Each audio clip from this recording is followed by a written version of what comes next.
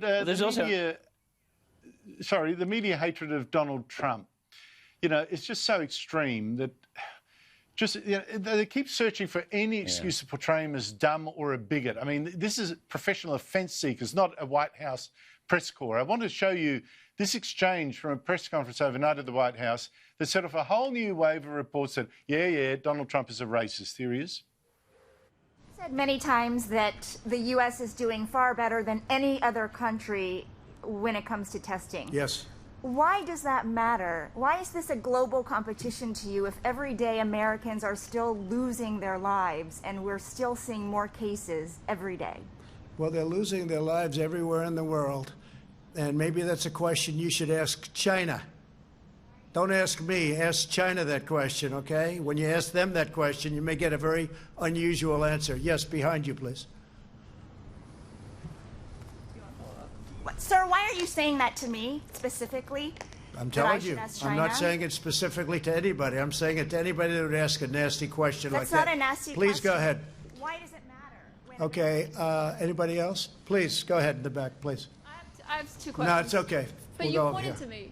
I have two questions, Mr. President. Next, please. But you called on me. I did, and you didn't respond, and now I'm calling on the young lady in the back, please. I just wanted to let my colleague finish, okay. But can I ask you Ladies and gentlemen, thank you very much. Appreciate it. Thank you very much. Now, what you don't see there is way in the background, the person asking these questions was of Chinese-American ancestry, but had a face mask on, so maybe, I don't know whether Trump could actually see it from that distance. But anyway, was Trump picking on a report of having Chinese ancestry, Gerard, for telling her to ask China about a virus when he's got China on the mind at every press conference there? Well, as we know, President Trump's been very angry with China for a long time, during this pandemic.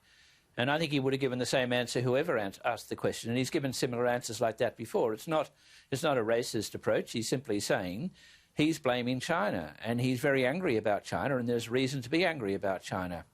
But what then happens is that other members of the press corps support their colleague, and then he calls someone who won't take the question, and then he calls someone else, and then he's interrupted, and then he walks off. I'm not sure whether it's a smart thing to walk off, but I can understand his irritation. I mean, the essential point is, as we know, that your figures in the United States are very bad, but on a per capita basis, they're better than they are in large parts of Western Europe. But President Trump has sort of been criticised, and the implication is that it's all his fault. They forget about state governors, they forget about city governors, they forget about anyone else. It's all blame Trump. And every now and then he gets irritated, but he's entitled to say, well, you can go and ask China. I mean, it may not be the smartest thing to say, but I can understand why he's saying it. Yeah. Well, the racists are the people that say you can't criticise China if the journalist you're criticising China to happens to have Chinese ancestry. I mean, it's just ridiculous. I tell you one but thing. Also, I just want to pick up. Yeah. Okay. I just want to pick up on something you just said about the spotlight going off other governors, etc. Trump has been accused of racism for calling it the China virus because it did come from China. I just wonder whether the Democrat Governor of New York, Andrew Cuomo, will be now praised by the media for calling this virus something else. Watch this, Gerard. Yes, we have more cases than anyone else. Yes, we had this European virus attack us and nobody expected it.